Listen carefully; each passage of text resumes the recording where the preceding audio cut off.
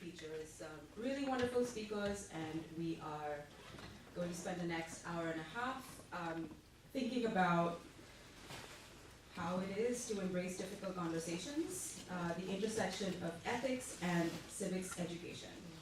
And so today we're really going to be talking about what this looks like in a classroom, what it looks like to discuss controversial political and social issues. We're going to be thinking about strategies for discussion and the ways in which deeper ethical discourse can enrich these conversations. And the way we're going to go this morning is each speaker is going to have about 10 minutes to offer some remarks, and I'll introduce them as they go. And then I'll facilitate a round of Q&A, after which we will open it up to all of you in the audience for your questions, and then we can have a conversation. And so we will start things off with, oh, I always forget to do this. I should probably introduce myself. I did that yesterday too. My name is Debbie Talatar. I am the program director at PLATO, and I'm so happy to see all of you. I know many of you, and this is one of the best due days that happens every other year. So we'll start with Sarah. Dr. Sarah Stitzlein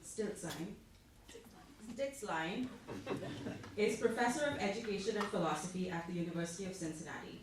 She uses political philosophy to uncover problems in democracy and envision solutions, often through educational interventions. She's editor of the journal Democracy and Education and former president of the John Dewey Society and the Ohio Valley Philosophy Education Society. In 2021, she assisted the National Academy of Education in writing a report on how to educate for civic reasoning and discourse. She's the author of 5 books, including, most recently, Teaching Honesty in a Populist Era, Emphasizing Truth in the Education of Citizens. Sarah, over to you. Good morning, thank you. So originally I had slides, and I thought I was doing the PowerPoint thing. So now I have some printed off notes, since I thought I was going to be relying on my computer for some crutch. So bear with me as I pull these out this morning. So our topic today is embracing difficult conversations, and often when we think about imagining those difficult conversations, we see some exuberant or maybe angry or impassioned folks ready to share their opinions and get their views out there, maybe to engage in some confrontation or some argument. But a theme that you're going to see across our contributions on the panel today is actually one of listening during difficult conversations. And I've been asked to set the stage today by sharing with you an example of how I sought to make sense of some recent debates about teaching controversial issues in our schools and our universities. So what I'm trying to do here is kind of show you an example of how I listened to the critics of this sort of work, those who were against teaching controversial issues in our schools, and how I tried to find some common middle ground for preserving that sort of work in our schools. So as you all know, over the last few years, we've seen a lot of upset parents and some legislators who've been calling for everything from banning books to ending controversial discussions or divisive issues in our schools. Most of those folks come from more conservative perspectives. Many have backed what we call divisive concept laws, where matters of race, gender, sexuality, identity, and oppression related to those categories are often now excluded, or at least policed in some way in how they are discussed in schools.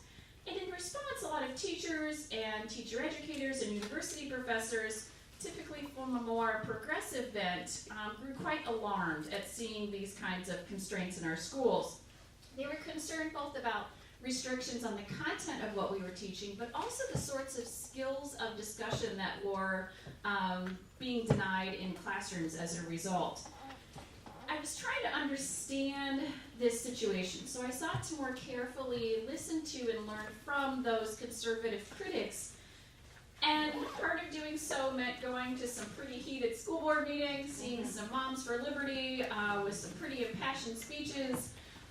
It meant listening generously to those folks, even when I may have disagreed with them. It also meant digging up Lots of policy documents coming out of think tanks. It meant looking at both endorsed and contested curricula in K-12 schools across the country.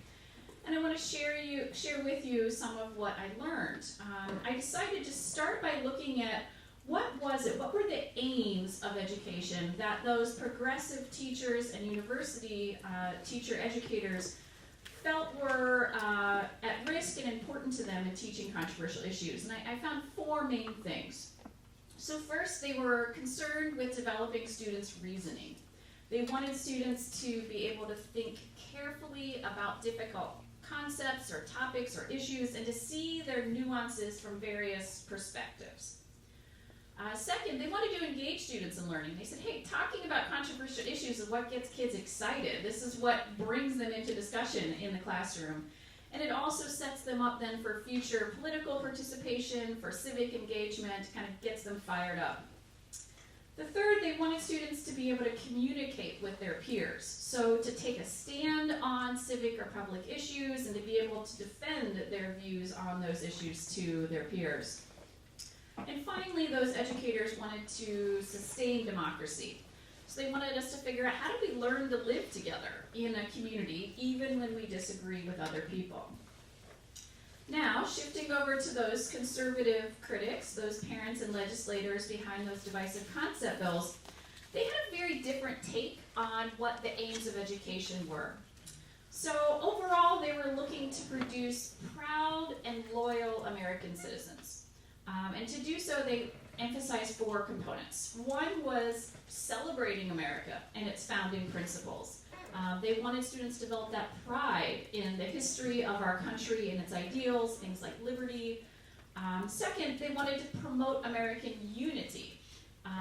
Unity that's going to sustain our republic. And so when they saw things like divisive concepts, they saw these as things that might partition or divide people into different groups and therefore work across that goal or work against that goal of unity.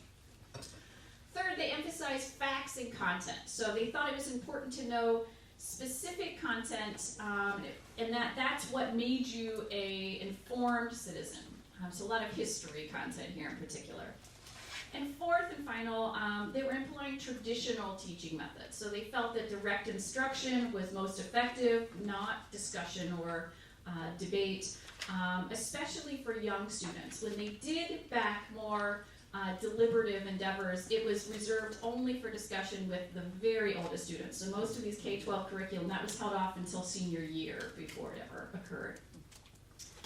So I looked at these kind of conflicting sides, and I thought, okay, what kinds of pragmatic adjustments might teachers and teacher educators make if they wanted to preserve the teaching of controversial issues at all? I mean, we're talking about over half of our states have bans on divisive concepts or how they are discussed in schools. And what I realized was that those teachers of that more progressive bent needed to adjust some of both what they teach and how they teach it in light of those conflicting rationales on the right for why we should even teach controversial issues, if at all. So this is not about like capitulating from the left to the right. This is about trying to listen and learn from the other side to figure out where we can find some shared ground. So I want to share with you my four kind of findings or suggestions for how we might do this work in light of those criticisms. First, we want to ground those discussions of controversial issues in American principles. So our tendency amongst many teachers is we look at the most exciting or fascinating or troubling controversy in our society, what's unfolding right now. So like the big beautiful bill, or what tax cuts are we going to give to whom? Instead, we want to look at long-standing American principles and tensions within them. So think like the balance between equality and liberty. So we could still help students get at the kinds of skills that those from more progressive bents might value while coming at it from a focus on those conflicting American principles. Second, and related, come at this from historical examples rather than what's unfolding right now in the news. This serves, of course, the right's focus on value and history, but it also provides some protection to teachers on the left, many who are feeling fearful or overwhelmed about how to teach current topics that are so hot button issues. So that gives them some safety, the safety of hindsight and temporal distance to talk about things that happened in the past. So rather than that big, beautiful bill, let's talk about when the national income tax was proposed a century ago now, and how did we balance the property rights of individuals alongside the collective good of the country. That's a much safer and rich example for using in this context now. Third, hold off discussing controversial issues until older ages. I'm not sure we have to wait all the way until senior year, like those on the right, but if we're going to respect those pedagogical preferences of the right while still preserving some space for the discussion that the left values, holding off a bit and then using a more genuine inquiry approach, so starting with student-led inquiry rather than teacher-led inquiry, we head off some of the right's concerns that indoctrination is what's happening in our classrooms. So if we're moving more into a student-led space, we kind of push away from that. Fourth and final, upholding a commitment to living together well. So folks on the left and right look at this differently. Tends to be that those on the left endorse celebrating differences amongst people, amongst groups. Those on the right tend to celebrate commonality. I'm thinking of the plenary yesterday when we talked about like how much do you have to have in common with someone? Remember that question we were all talking about at our tables? Both the left and the right, though, care about preserving the republic. And our republic is really fractured and divided right now. So if we can focus on how do we come about preserving the republic, even if it means emphasizing difference on one side, sameness on the other. Learning how to live together well might be served by learning to listen to each other more generously, learning to be more humble when we share our takes on controversial issues. And then trying to better identify those points of connection that do unite us, as well as attending to our matters of difference. So I'm summarizing a study here, though I'm just trying to kind of do a practice what you preach, right? Like if I'm talking about listening to the other side, what can we learn from listening? I think what I'm giving you here are some insights on how we can carve out some space for preserving that kind of controversial issues discussion in light of the criticisms and the laws that we're facing. So I'll pass over to Winston, who I know is going to continue this kind of theme of listening. We're going to introduce Winston first. We're going to introduce Winston first, that's right. So our next speaker is Dr. Winston C. Thompson, and Winston holds the Castor Professorship in Interprofessional Education at the Ohio State University, where he is faculty in both educational studies and philosophy. The incoming director of OSU's Center for Ethics and Human Values, Thompson's scholarship explores ethical and political dimensions of educational policy across all contexts. His work in justice in education and democratic societies appears in leading international journals. A former fellow at Harvard University's Safra Center for Ethics, he has edited 3 books and serves on multiple academic organizational boards. Winston, over to you. Thank you so much. Good morning, everyone. Firstly, I want to thank Plato for this very generous invitation and for hosting not only this conference but also this panel. I'm very excited about the conversation that we're going to have. On this subject, there's so much to say, and when we began thinking about what we might say, I was in sort of an epistemological mood. I was thinking in ways that I don't always sort of focus on in my writing, and so a lot of the remarks that I have are should be taken with that in mind. So I want to begin my remarks with a scenario that might be similar to some of those which many of you have likely experienced, whether as students or educators or facilitators of these sorts of discussions. I'd like you to picture a high school civics classroom discussing immigration policy. In this classroom, Melissa, a Latina student whose family immigrated from El Salvador, offers a nuanced perspective on border security that acknowledges both humanitarian concerns as well as legitimate policy challenges. But as Melissa speaks, she notices something that to her is troubling. It seems to her that her classmates might be listening differently than they do to other contributions. Some, it seems to her, discount her views as obviously biased because of her background. She feels that others are treating her as a singular voice of all immigrants and are asking her to speak for an entire population or range of experiences. And still others appear to grant her excessive credibility on this issue alone, as if her identity provides complete epistemic authority on all immigration matters. Meanwhile, as this is all sort of bubbling up in Melissa's mind, their teacher, Mr. Johnson, a white man in his late 50s, feels his own set of challenges. He wants to facilitate a productive dialogue, but he's acutely aware, he's focused on the idea that anything he says about immigration could be filtered through perceptions of his identity. If he challenges Melissa's perspective, will students see this as racially motivated? If he supports it, will they assume that he's merely performing some sort of allyship? His very presence in the conversation carries meanings that he didn't intend and cannot fully control.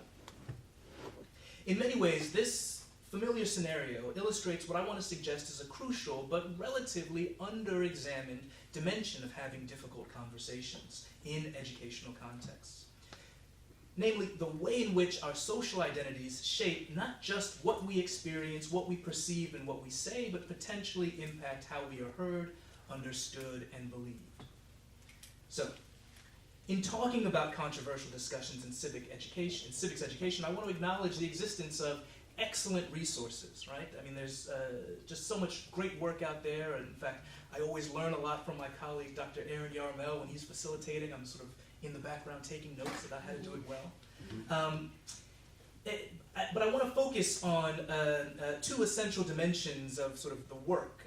Namely, scholars and practitioners have developed sophisticated approaches to helping students find and use their own voice. That is, in communicating, teaching them dialogical skills, encouraging civic participation, right, the willingness to engage in these conversations, and fostering confidence to engage with these contentious issues. Secondly, we've also made some important strides in teaching students to listen well, to practice perspective taking, to engage charitably with opposing views, and to resist the urge to dismiss positions simply because they challenge their own beliefs.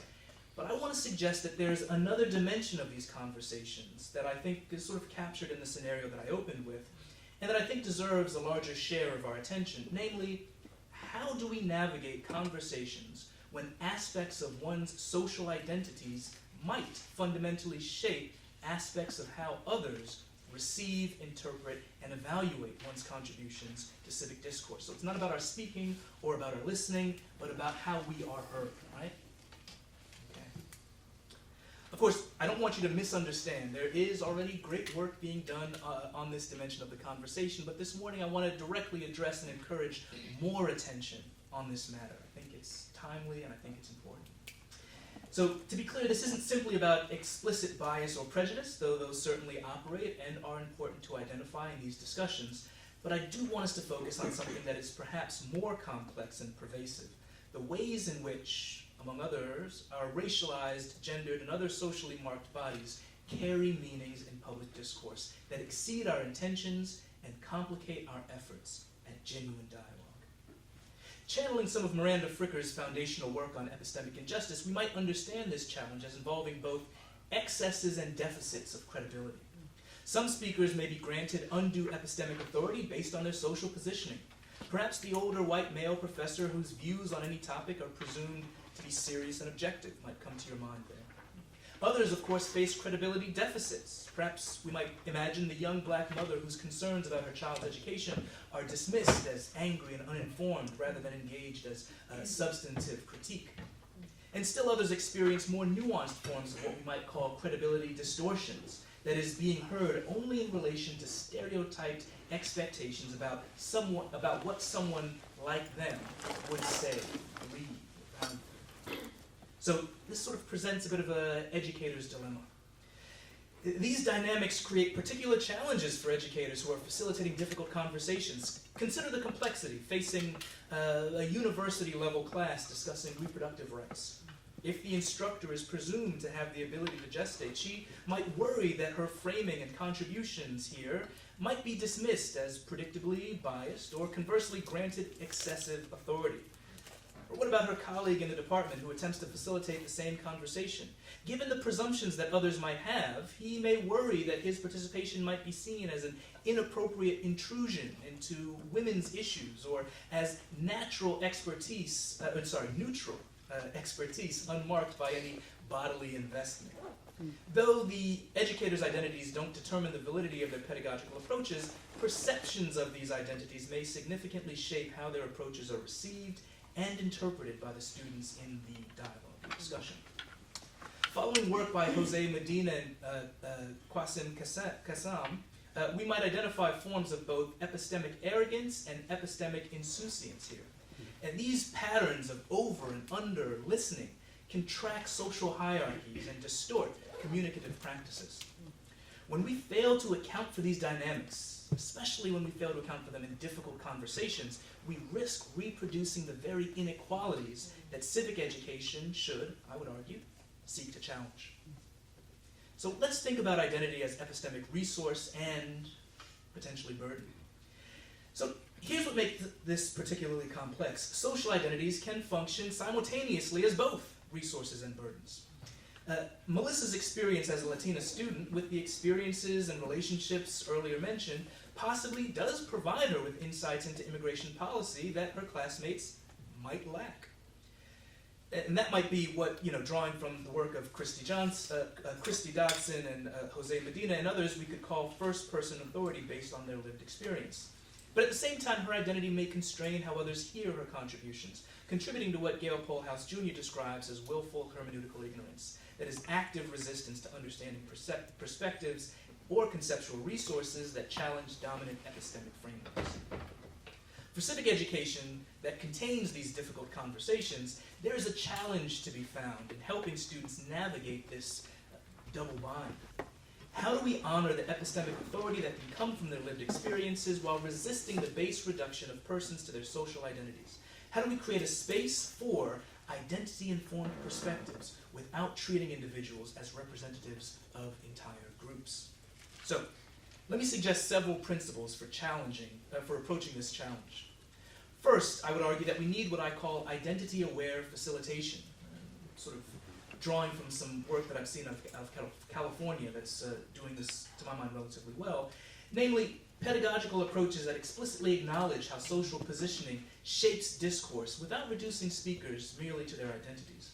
This means creating classroom norms that recognize differential impacts of controversial topics. I think that's something that many of us have been thinking about recently, while avoiding essentialist assumptions about what persons, quote-unquote, should think based on their backgrounds. Second, I would argue that we must cultivate testimonial competence, or the ability to appropriately calibrate our credibility assessments across differences.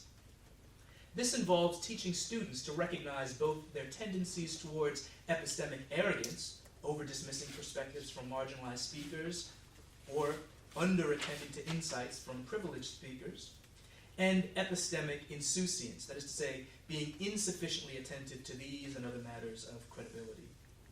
The goal here is not credibility equality, which I think would mean sort of pretending that all perspectives deserve identical weight, but credibility justice, which I would think of as attending appropriately to the knowledge claims before us.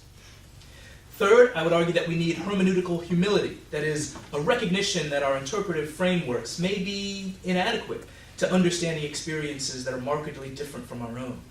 As Jose Medina argues, we might develop epistemic virtues like intellectual humility, empathy, and curiosity that enable productive engagement across our epistemic differences. So, what might this look like in practice? I've got 10 seconds. Let me offer several concrete suggestions for 4 areas of focus, much of which likely, I think, aligns with what the rest of us have been doing, but hopefully might now gain additional justifications, which might lead to some meaningful improvements at the margins. For classroom discussions, I think it's important that we establish ground rules that explicitly address identity dynamics. Rather than pretending that we're having sort of neutral conversations or that are colorblind or gender neutral about inherently race and gendered issues, let's acknowledge up front that participants bring different epistemic resources and face different communicative challenges as they're having these conversations. Let's try to create spaces for students to explicitly opt out of speaking for their identities, while also valuing the identities that their lived experiences provide. For educators, we might practice taking some epistemic responsibility, which in these cases might involve actively working to counteract predictable patterns of credibility assessment in our discussion facilitation. If you notice that contributions from students of certain backgrounds are consistently challenged more rigorously, then you would adjust your moderation accordingly. If you recognize that your own identity positions you as potentially an unreliable facilitator for certain conversations, you might consider collaborative or alternative approaches.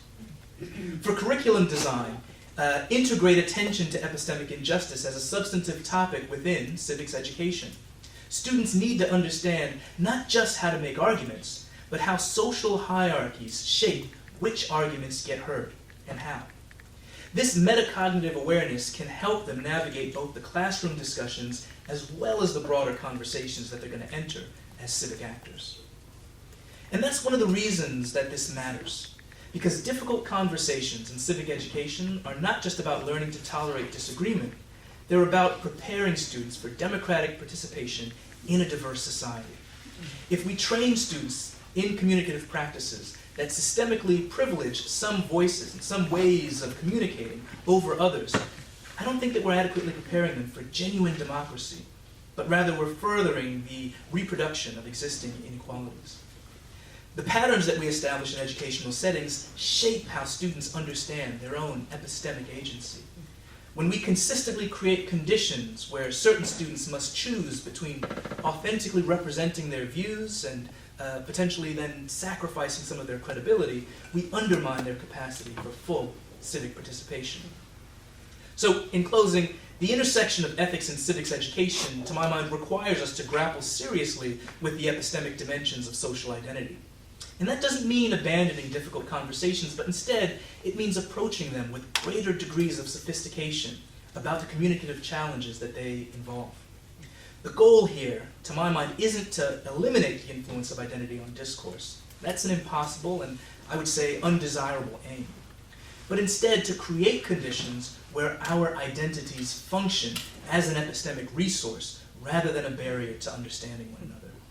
And I think this requires reaching towards what I'd call epistemically just pedagogy, essentially educational approaches that, among other criteria, honor the knowledge that comes from lived experience and the dignity of persons who can exceed any single aspect of their social positioning. And I think when we get this right, facilitation of difficult conversation becomes more than mere exercises in toleration, but genuine opportunities for mutual learning across difference. And that, I argue, is what civic education in a diverse democracy continues to demand of us. Thank you.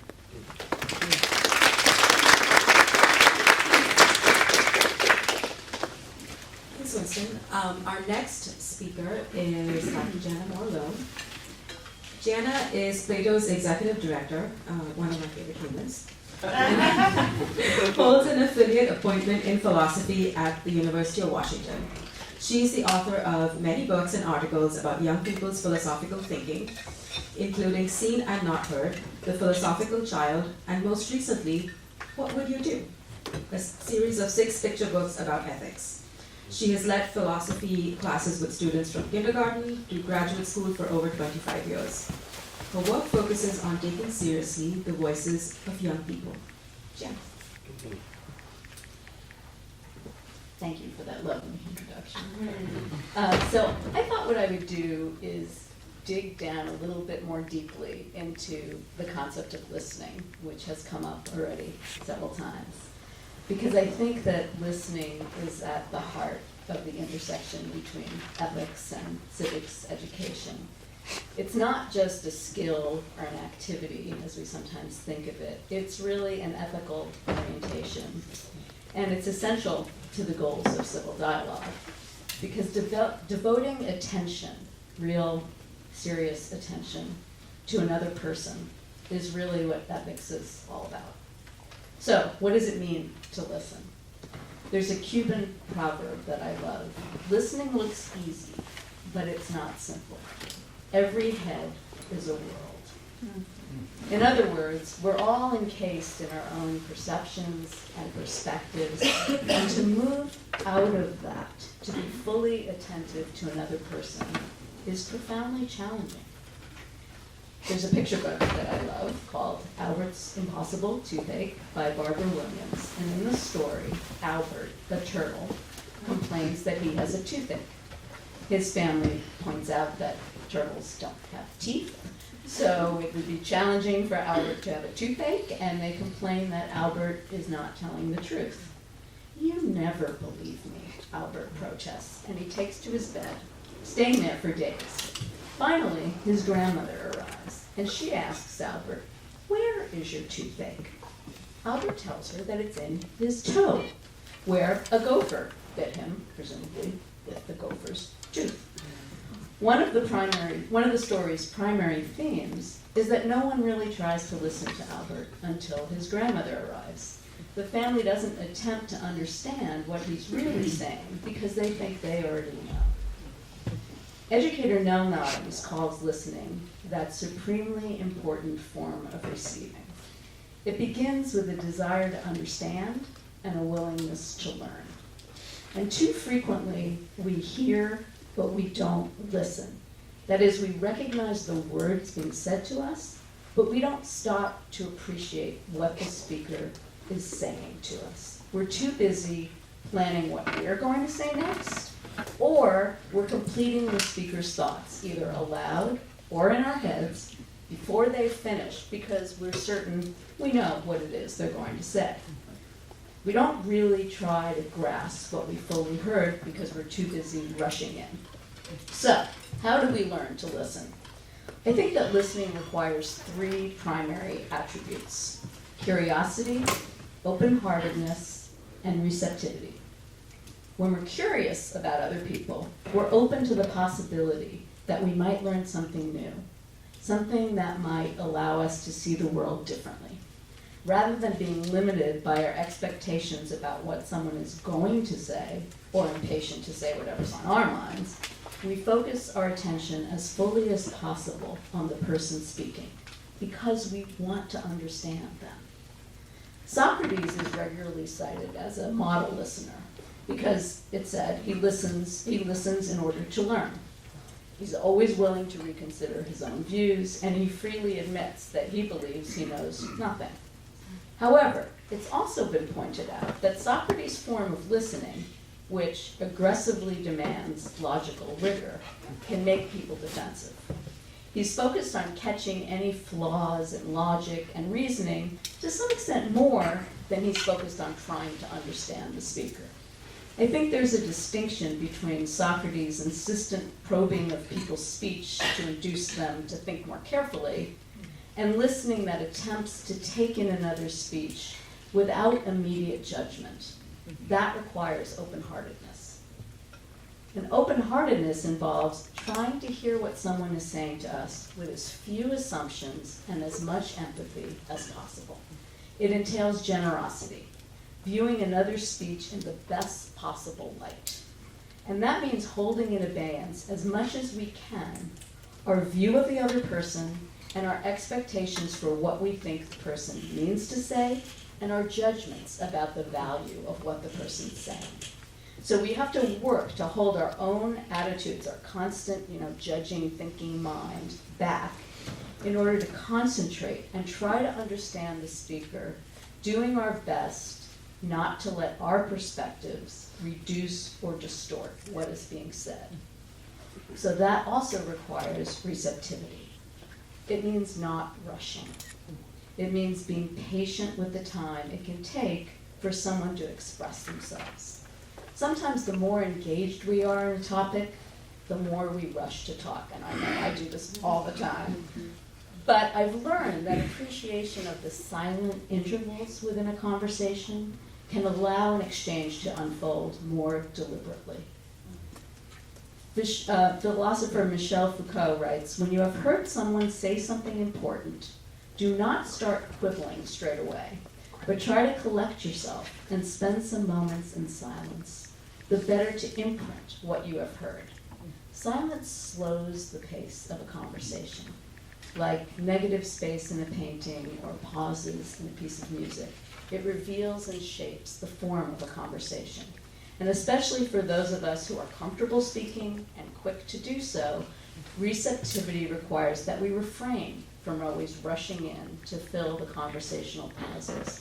Silence can often make space for someone who's less comfortable in a group to speak. I always say to my undergraduate and my graduate students, when you're in a classroom and you ask a question or another student asks a question and there's silence, that moment, don't rush in, just let it be. And then let it be a little longer. And then when it gets uncomfortable, still let it be a little longer. And then when it gets really uncomfortable, give it another couple of seconds. And invariably, if you do that, someone who speaks rarely or has not spoken will speak. You've really made space for this person, and you've kind of slowed it all down. In Corey Dorfeld's story, you can tell I'm a big picture book lover, The Rabbit Listened, Taylor, a young child, builds a complex structure with blocks, and then it comes crashing down. The animals around Taylor try to help by immediately offering advice. Taylor doesn't respond to any of these suggestions, and eventually is left alone. A rabbit quietly approaches and sits with Taylor in silence. Eventually, Taylor starts to talk, and the rabbit just listens. The rabbit's still and receptive, physically close to Taylor, listening without interruption or judgment. And that's all Taylor needs to find the motivation to start building the structure again. This year we had, I was in a third grade class every week, and after some weeks, the teacher wrote to me the following. Children are listening to one another in a way they hadn't previously. They've learned to actually listen and respond, rather than mentally rehearsing an idea as they wait for others to finish speaking. That's genuine listening. So here are just some tips for cultivating a listening culture in a classroom. We always say, right, one voice at a time. The other thing I've learned is to, from the beginning, let the students know that we're gonna, in this class, when someone's speaking, we're not gonna raise our hands. Because often, someone's speaking, but everybody's hands up. And so, of course, we're thinking about what we wanna say next. And it's remarkable how quickly students take to this. I mean, I was in a fourth grade class last year, and after kind of just a few weeks, somebody was talking, and one of the other kids raised their hands, and a couple of the students said, "Oh, put your hand in, she's not finished talking." And so they're sort of monitoring this themselves, and it really does, it's such a simple thing, but it makes such a big difference in how much more listening is really going on. And then similarly, be a model for this. So take time before responding. When a student's speaks and you want to say something in response, give it a minute. Kind of as Michelle Foucault says, don't quibble straight away. Take it in a little bit, and then allow, as I say, for periods of silence, longer than you're comfortable with.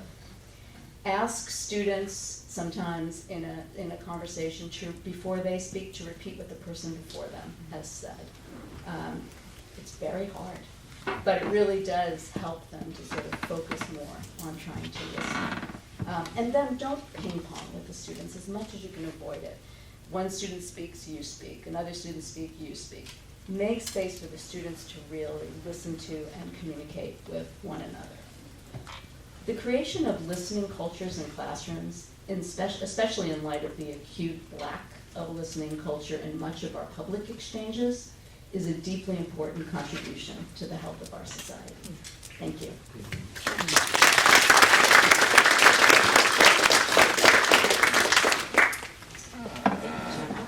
Our next speaker is Allison Cohen. Allison is the president of PLATO's Board of Directors and an AP US Government and Philosophy teacher at Langley High School in McLean, Virginia.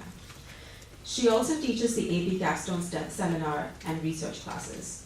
She's dedicated to bringing quality philosophy curricula to high schools across the nation and expanding opportunities for students to engage in philosophical questioning and reasoning, and also serves on the board of directors for Street Law, a national nonprofit committed to preserving and enhancing civics education in our schools. Allison, over to you. Thank you so much. Yeah, so I'm here as a practitioner. I'm a high school teacher, unlike the other people on the panel who are big fancy academics. I've been asked to speak about sort of my real world experiences holding these discussions in high school classrooms over several decades. I've been teaching government for a little over 2 decades now, and it's fascinating, it's interesting, but in being asked to do this, the process of kind of deconstructing all of the influences over the years that kind of combine to make me the teacher that I am today, it's a difficult process, right? To make explicit something that has become just sort of intuitive over the years. So this is my kind of first attempt at doing this, so I appreciate your patience, and we'll see where it goes.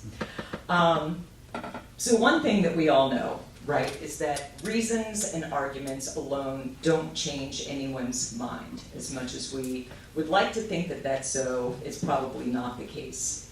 And simply providing an opportunity for students with strong views to air those views is not super helpful.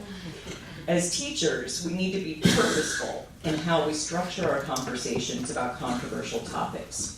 So here are some of the inspirations and insights that guide me as a teacher when I'm engaging students in discussions on these highly controversial topics.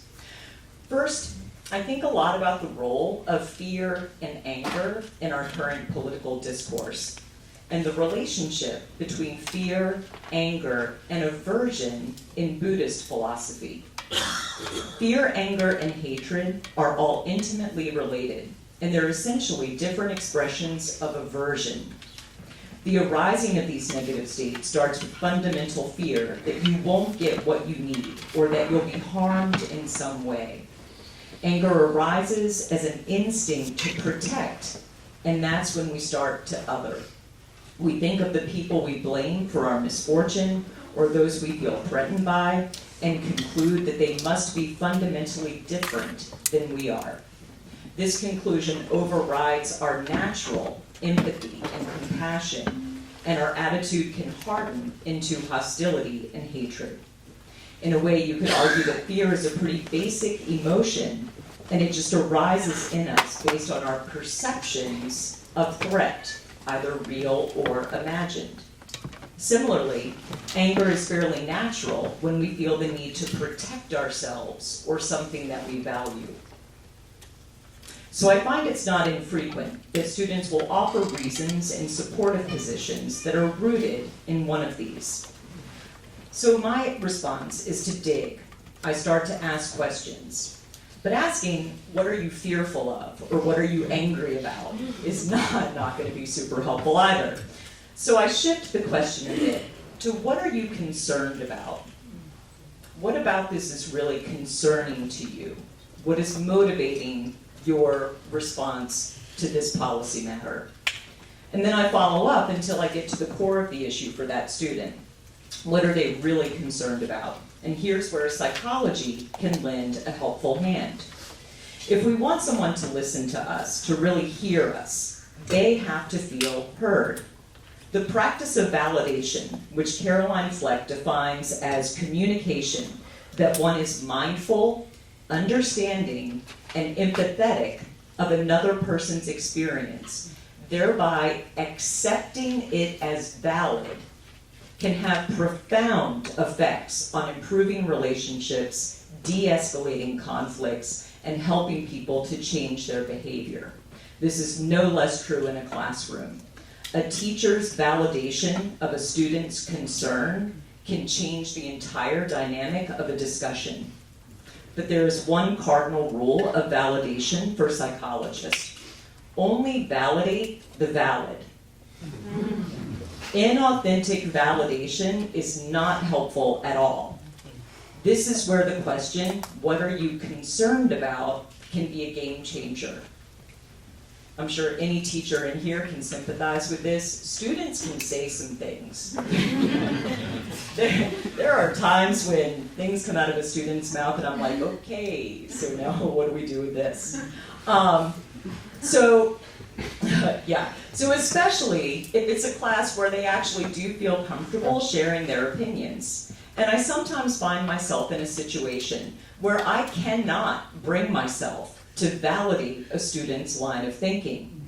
It would be completely inauthentic, and it would erode the very trust that makes a student feel safe in their contributions. But oftentimes, I can validate their concern. So I'll give one quick example. Let's say a student takes a particularly harsh stance on sanctuary cities or immigration generally, or offers a position that I or many other students in the class just can't personally understand or accept. So I ask the question, what are you concerned about? And after a bit of follow-up, I get to their concern. And it's one about fairness. It's one about fairness.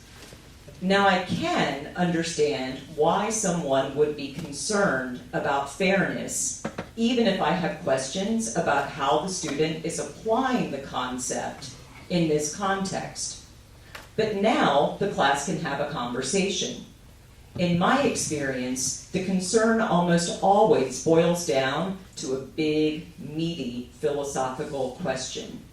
Like, what does fairness demand of us in this policy area? And this is where I draw on Jonathan Haidt's work on moral foundations theory. Most of you will be familiar with his work, so I'm not going to go into it here.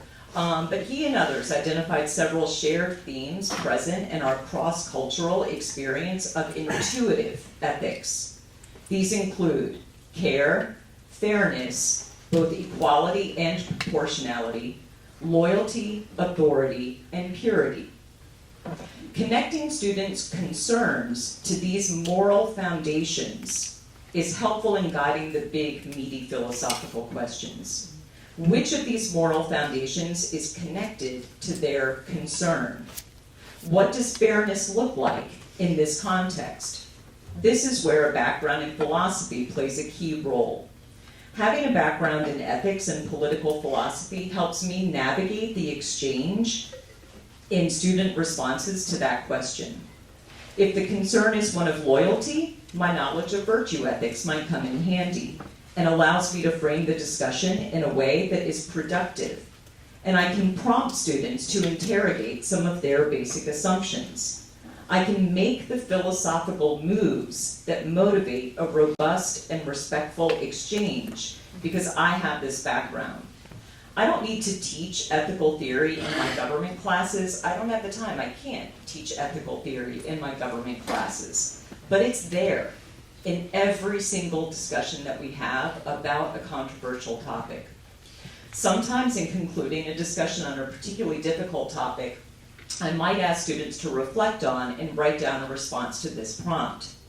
If you were talking to someone who disagreed with you about this topic, how would you complete this sentence? I understand why you're concerned about blank, but here's one reason why you need not be. Facts, figures, evidence, lines of reasoning are all important, but they don't stand on their own in convincing someone to change their mind or to see things from a different perspective.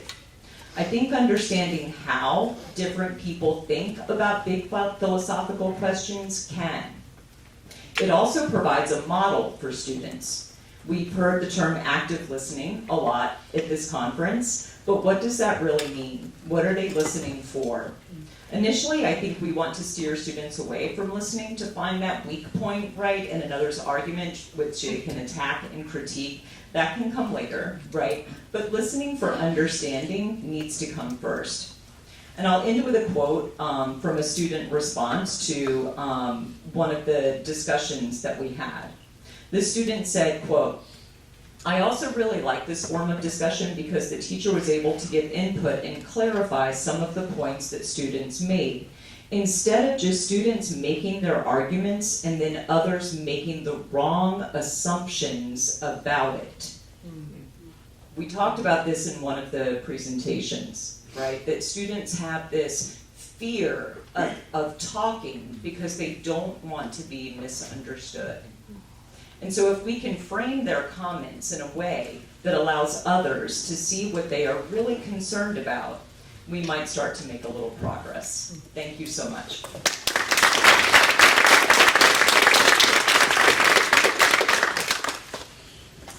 Thank you, Allison. Our next speaker for this morning is Dr. Peter Levine. Peter Levine is an Associate Dean and the Lincoln Filene Professor of Citizenship and Public Affairs in Tufts University's Jonathan Tisch College of Civic Life. He is a political philosopher and political scientist who specializes on civic life and has helped to develop civic studies as an international intellectual movement. He's the author of 8 books, including most recently, We Are the Ones We've Been Waiting For, The Promise of Civic Renewal in America. Peter. Thank you, and by the way, welcome to the Tisch College of Civic Life. We're so glad you're here, and I hope you also feel comfortable and enjoying being here. I loved these other talks. They were really deep and provocative. I had some skeptical questions occasionally, but mostly appreciation. It's quite possible that I should just be quiet for 10 minutes and what I would say, and everybody should just think about it. But I'll do something that might be useful, which is address the same kind of issues in a different context, which is a sort of policy advocacy context. So, can I ask whether people are familiar, and the answer I'm guessing will be no, but let me just ask, with the Educating for American Democracy roadmap and process? Okay, so a few, yeah, a few gentle hands, but not too many. So that's what I'll add to the conversation. So the first in the first Trump administration, at the beginning of the first Trump administration, the National Endowment for Humanities and the Department of Education made a joint and fairly substantial grant to create something called the Educating for American Democracy roadmap, and it is a document essentially that describes what should be taught in American history and civics. So not in philosophy, which is something we can talk about, but in American history and civics from K to 12 in American schools. And to do the task, we created an interdisciplinary and also ideologically diverse steering committee of 6, which I was on, and then a much larger deliberative process involving about 60 people or even more. And we just tried to deliberate through the question of what students should learn in those subjects from K to 12.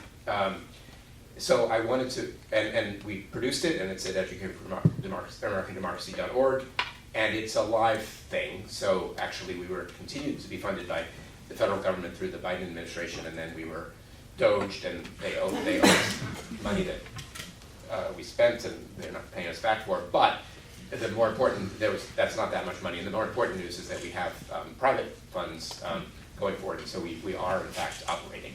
And our job is to try to implement and advocate for the roadmap. So I think I'm trying to do my job right here, but also, that is, I would like you to pick it up, but also you might just find it interesting. So at one level, I thought I'd say something about the deliberations. So here we have not a classroom, but a bunch of, supposed experts. You can decide whether you think we're experts or not, but a bunch of people who are supposed to be thinking about what kids should study and learn. And I thought the ideological diversity was very useful. One of the twists on it was that the conservatives in the group tended to wear kind of conservative identities and hats in the conversation. And the liberals, like me, tended not to, because I go through life mostly thinking, well, yes, I'm a liberal Democrat and would have voted in the New York primary for the most lefty candidate. However, that doesn't explain my role as a teacher or a curriculum writer or an advocate. I wear a different hat. From the point of view of a conservative, I think a lot of that looks like fake, not intentionally. These are very responsible and friendly conservatives, but to that it looks like implicit bias. And so I think calling that out often was very useful. We reached consensus. It wasn't that hard. Sometimes what we did was much what Allison said, find out what's worrying people and then try to accommodate that. So one easy example is the liberals in the group tended to really want to lean into democracy as the core word, and with democratic vistas, with sort of broad ideas of how strong democracy could be. And the conservatives are worried about infringements on individual rights and also the need for constitutional limits. So we agreed on constitutional democracy. The conservatives probably would have preferred to talk about a republic all the way through, but they said, sure, as long as it's a constitutional democracy. And I agree with that, so it's not a compromise, at least I agree with that. I think the conservatives also brought certain themes to attention which deserve attention. So I am not in a conversation very often, like in this building where I work, in which patriotism is a key word. And insofar as it is, I'm not against it, but I'm a little leery. My conservative colleagues wanted patriotism to be the central value of the whole thing. So we didn't make it the central value, and insofar as it's in there, we talk about reflective patriotism, a Tocquevillian phrase, which I agree with. But I also feel like I learned. So I was, some of my friends know that I was just in Kyiv, Ukraine to offer civic education course. I'm back for about a week. And first of all, Ukrainians are very patriotic, and I resonated to that feeling. And secondly, I felt, as I thought about why am I in Ukraine, that I was there as an American patriot because of the slightly ironic twist that I feel deeply ashamed of my country's abandonment of Ukraine, and that's motivated me to go there and sort of put my body there for a week. And so I hear my conservative friends talking about patriotism in the back of my mind when I'm going through that, so I think I learned. So just a few words about because you might find it interesting. So educatingforamerican.democracy.org, everything's free, you can take a look. Part of it is a roadmap. It's not a curriculum, it's not as detailed as a curriculum, and that's intentional. But it's a kind of one level up in terms of generality, but it does talk about major topics that should be taught in each grade level in each subject, that is history and civics. And one of the features that you might find interesting is that it's all phrased in terms of questions, not answers, all questions.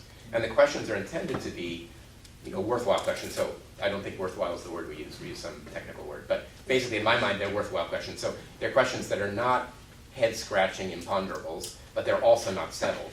So the goal is for students to in fact take different views of the question, give different answers, but you can lean into the questions and actually explore them either empirically or philosophically. So that's a lot of the roadmap. It's just all these detailed questions. The second thing I will say is that we identified 7 big themes across the entire K-12 social studies curriculum. And it's intentional to have a small number of themes, because one of the problems with, in my opinion, with social studies policy is that every state has social studies standards, and these are accumulations of mandates. So the California standards, I think, I might be wrong, I think it's 500 pages long, and it just added, the state legislature says we need to teach, for example, we need to teach the contributions of Hindu Americans. So I would have voted for that if I were in the state legislature. How could you not? But it just gets added, and so the standards are an enormous list of things, and there's no reason, they're not coherent, and they're too long possibly to teach. So we said 7 things. And for each of them, we have both the civics and the history questions. So I'll give you one example. One of the big 7 themes is we the people. And the big question for the whole K-12 structure for history is, who are the American people, the people of the United States, and how and why have the population changed? So that's an historical question, an empirical question. The civics question is, why and how does constitutional democracy depend on the idea of the people? So this runs through the whole thing. And then the other thing I just wanted to mention, and then I'll kind of maybe leave it with a question, is we identified 5 what we call design challenges. And these are challenging issues for everyone involved in the K-12 civic education world, from students to including them, but also teachers, curriculum writers, district leaders, state standards writers, policymakers. They're challenges that we didn't pretend to solve. And I think some people think we just weaseled out. I mean, I really have heard that. You just name these problems and then you walk away. But I think the theory, I do believe in the theory, was that these are not fully resolvable challenges. These are tensions, and they're also going to have to be addressed in different ways in different places. So the 3rd grade classroom with a lot of new immigrant students is going to answer these questions differently from a 12th grade classroom in a suburb. But an example of them is of the challenges. I think I wrote a different one. I'm sorry. Yeah. For example, one of them is simultaneously celebrating and critiquing compromise. So, compromise is a value in the right time and place, something that probably we don't see modeled enough in public life, something that students should learn to do in a very pragmatic way. They should learn to compromise. Yet, the great compromise in American history was a deal to preserve slavery. Compromise, I think most of us are glad that that compromise broke down and led to a civil war. And so compromises can be, it depends on what the compromise is. So that would be an example of one of the design challenges. And we don't try to settle it, we try to sort of give it back to the field. So the last thing I'll say is, because here we are at Plato, philosophy wasn't explicitly represented. I think that's kind of interesting, maybe a problem. A bunch of us who were wearing a political science hat, including me, were more political philosophers, and my doctorate is in philosophy, not in political science. Daniel Allen was probably the most famous participant in the whole thing, and she's a kind of a political philosopher. But it would be interesting to think through what this would look like if philosophy was more explicitly there. I don't know the answer to that, but that would be an interesting question. Thank you.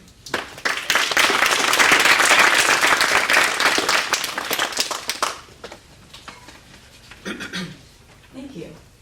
That was really great, and I'm sure all of you, I definitely appreciate hearing all of these very different angles of looking at this issue of being able to have conversations about controversial and challenging topics in the classroom. I also want to make sure that we have time for audience questions, so I'll pose a question to you all, and any of you can respond, and then we'll sort of open it up to everybody. So something that struck me from all the speakers that we listened to is this development of an orientation or a stance of the teacher or the facilitator, right? We talked about like certain principles, American principles grounding, finding common ground, like a commitment to it. You talked about the idea of leading with an understanding of social identity and what it means to have identity-aware facilitation. Jana, you talked a lot about listening and listening generously and open-heartedness. Allison, you spoke about this idea of digging and validation. And Peter, you talked a lot about the questions coming from an angle of like civics and history, and something that facilitators can intentionally do when they're teaching in classrooms. So I'm just curious, we're a room of a lot of facilitators. So what might that look like in terms of cultivating those stances or those skills? Because yes, I think all of those things are important and we want to do them, but how? Like, what, like, if you were to tell somebody, here are some steps, or here are some things you could do to help cultivate that stance, what would you offer folks? Anyone can respond. Thank you so much. That's a great question, and I'm going to give a very unsatisfying answer, which is to say that I think Thinking together. being in places like this is where I think a lot of that work happens. I think that sort of starting with the questions about what it is that we desire, what we're working towards, and issuing a statement about here are the 10 steps that you can't lose if you do these things. Would be to kind of step back from the nuance and the sort of responsiveness that is necessary to the specifics of our context and our circumstances. And so for that reason, I'm more inclined to focus on some of the animating values. I'm inclined to think about principles. And then I'm inclined to want people to be able to navigate the nuance of their specific context in thinking about how to achieve what it is that they might be after. Now, as we're doing that together and thinking about this, are some best practices, to use that phrase, going to emerge? Probably. But I think I would be hesitant to sort of issue sort of a step-by-step formula or recipe. Others?